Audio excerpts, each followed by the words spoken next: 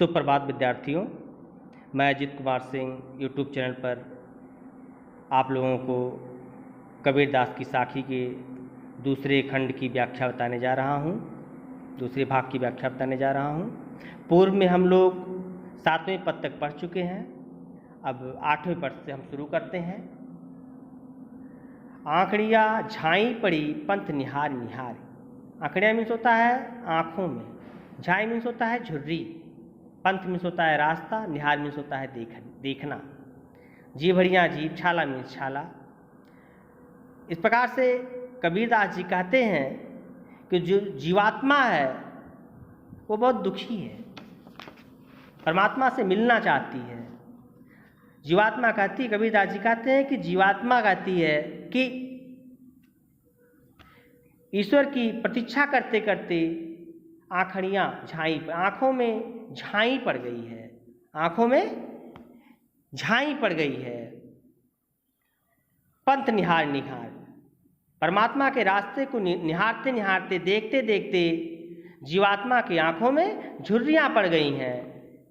जीभड़ियाँ छाला पड़ी राम पुकार पुकार, और उनका नाम पुकारते पुकारते, राम का नाम पुकारते पुकारते जीभों में छाला पड़ गया है।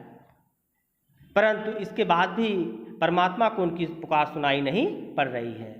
कबीरदास जी कहते हैं सच्चे मन एवं लगन से जब ईश्वर का नाम लिया जाता है तब उससे कुछ फायदा होता है। केवल रास्ता देखने से और नाम ले लेने से ईश्वर की प्राप्ति नहीं होती है। अगला दोहा इस प्रकार है। झूठे सुख को सुख कहे मानत है मनमोद, जगत चमैना काल का कछु मुँह में कछु गोद। कबीरदास जी इस दोहे में सांसारिक दुखों को मिथ्या बताते हुए कहते हैं झूठे सुख को सुख कहे। कबीरदास जी कहते हैं ये जो सांसारिक सुख हैं ये मिथ्या हैं, झूठे हैं, यह दीर्घकालिक नहीं है। मानत है मनमोद, और बहुत से लोग इसको असच्चा मान करके आनंदित होते रहते हैं, प्रसन्न होते रहते हैं। जगत चमैना काल का कुछ मुँह में कुछ गोद। कबीरदास जी कहते हैं कि ये जो जगत है यह चबैना काल की तरह है। जिस तरह से चना चबाया जाता है, कुछ मुट्ठी में होता है, कुछ मुंह में होता है, कुछ हाथ में होता है, यह संसार उसी के समान है। यह संसार क्षणिक है, इस संसार को हमको सच नहीं मानना चाहिए। अगला दोहा इस प्रकार से है। जब मैं था तब हरि नहीं, अब हरि है मैं नाहीं। कबीरदास जी ने इस दोहे में अहंकार का वर्णन किया है। जो हमारे अंदर गर्व होता है, घमंड होता है, मान होता है, तो हमें ईश्वर की प्राप्ति नहीं होती है, हमें ज्ञान की प्राप्ति नहीं होती है। वे कहते हैं कि जब मैं था तब हरि नहीं, जब हमारे अंदर अहंकार था तो हमें ईश्वर की प्राप्ति नहीं हुई। अब हरि हैं मैं नाहीं, अब हमारे अंदर ईश्वर हैं जिसके मैंने ज्ञान की प्राप्ति कर लिया है। अब मेरे अंदर का सारा अहंकार समाप्त हो गया है, सब अंधियारा मिट गया जब दीपक देखा माए। जब मैंने अपने अंदर की ज्ञान की ज्योत को परिस्फुटित किया, जब मैंने ईश्वर से साक्षात्कार किया, तो मेरे अंदर का सारा अहंकार समाप्त हो गया। अगला दोहा है। कबीर कहा गर्भियों ऊंचे देख आवास। कबीरदास जी इस संसार को क्षणिक मानते हैं। वे कहते हैं कि हमको झूठे आडंबरों पर नहीं जाना चाहिए, ये सब क्षणिक हैं, काल कल्पित हैं, एक दिन समाप्त हो जाएंगे। कबीरदास जी कहते हैं कबीर कहा गर्भियों। कबीरदास जी कहते हैं कि हमें गर्व नहीं करना चाहिए। किस पे? ऊंचे देख आवास, उन ऊंचे ऊंचे महलों को, वैभव को, सांसारिक माया को देख करके गर्व नहीं करना चाहिए। काल पर हूँ भर लौटना, कल परसों में ही ये संसार नश्वर है। कुछ ही दिनों में एक दिन सारा वैभव नष्ट हो जाएगा, सब कुछ समाप्त हो जाएगा। काल परो भय लौटना ऊपर जामे घास। एक दिन हमको मर जाना है, हमको भूमि पर लेटना पड़ जाएगा, हमारे ऊपर घास जम जाएगी और लोग हमें दफना देंगे। अगला दोहा है। यह ऐसा संसार है जैसा सेमल फूल, दिन 10 के व्यवहार को झूठे रंग न भूल। कबीरदास जी एक बार फिर इस संसार की नश्वरता के विषय में कहते हैं कि यह संसार जो है सेवर के फूल की तरह है। यह ऐसा संसार है जैसा सेमल फूल। संसार की असारता को बतलाते हुए कबीरदास जी कहते हैं कि यह संसार सेमल के फूल की तरह है।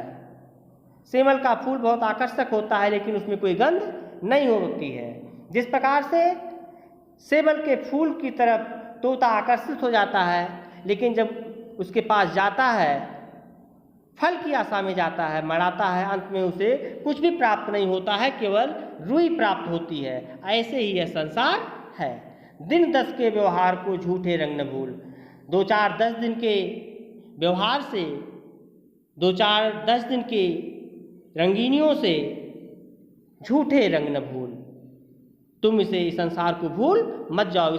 तुम्हें इस संसार की सच्चाई को भूलना नहीं चाहिए। यह संसार जो है, यह जो भौतिक संसार है, यह सेमल के फूल की तरह है। जिस प्रकार से सेमल के फूल में केवल निसार रुई प्राप्त होती है, ऐसे ये संसार है, एक दिन समाप्त हो जाएगा।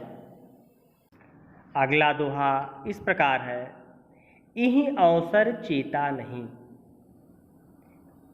पशु ज्यों पाली देह, राम नाम जाड्या नहीं, अंत पड़ी मुँह से। कबीरदास जी राम के नाम के स्मरण की तरफ बल देते हैं। वे कहते हैं कि मनुष्य का जीवन प्राप्त है तो भगवान का नाम लेना चाहिए, सच्चे मन से भगवान का नाम लेना चाहिए। क्योंकि मनुष्य की देह पाकर के अगर भी हम राम का नाम नहीं ले सकते, कल्याणकारी कार्य नहीं कर सकते हैं, तो यह मनुष्य का जीवन व्यर्थ हो जाएगा। यह अवसर चेता नहीं। कबीरदास जी कहते हैं कि इस संसार में मनुष्य का जीवन पाना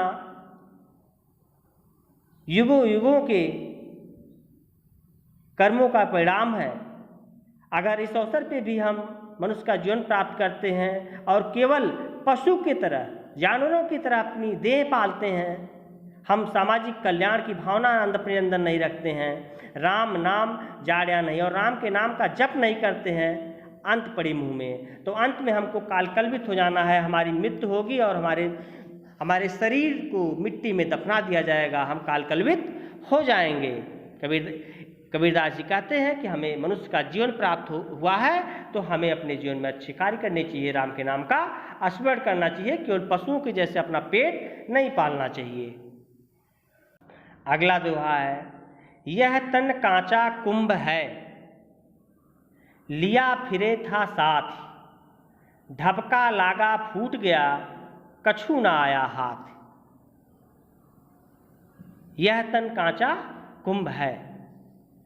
कबीरदास जी ने इस पद में भी शरीर की नश्वरता का वर्णन किया है। कबीरदास जी कहते हैं कि ये जो हमारा शरीर है यह कच्चे घड़े के समान है, लिया फिरे था साथ, जिसे हम बड़े अहंकार के साथ अपने साथ लेकर के घूमते फिरते रहते हैं, सबको दिखलाते रहते हैं, जिस पे हम अभिमान करते हैं कि हम बहुत सुंदर हैं।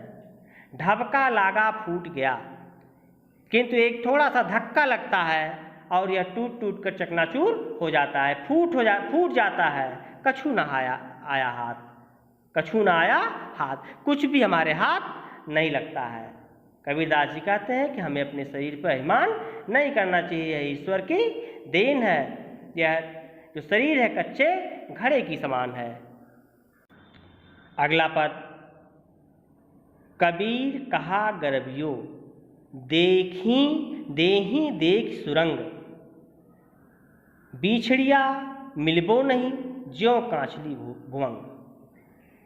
इस पद में भी कबीरदास जी ने इस शरीर की नश्वरता के बारे में ही बताया है। कबीरदास जी कहते हैं कि देह के प्रति मनुष्य का अत्यधिक लगाव होता है, लेकिन यह शरीर भी एक दिन समाप्त हो जाता है। कबीरदास जी कहते हैं, कबीर कहा गर्भियो, कबीरदास जी कहते हैं कि तुम अपने शरीर पर गर्व ना करो। देही देख सुरंग, सुरंग मीन्स होता है सुंदर वर्ण, तुम अपने सुंदर वर्ण को देख करके, अपनी सुंदर बनावट को देख करके, अपने आकर्षक शरीर को देख करके गर्व ना करो। बिछड़िया मिलबो नहीं।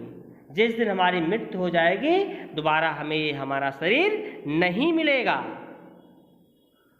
ठीक उसी प्रकार से नहीं मिलेगा ज्यों काचली भुवंग। जिस प्रकार से सर्प एक बार अपनी केचली को छोड़ देता है, फिर वह केचली उस सर्प को कभी प्राप्त नहीं होती है, निरर्थक हो जाती है, केचली निरर्थक हो जाती है। ऐसे ही हमारा शरीर निरर्थक हो जाता है। हमें अपने सुंदर शरीर पे कभी गर्व नहीं करना चाहिए। ओके, धन्यवाद।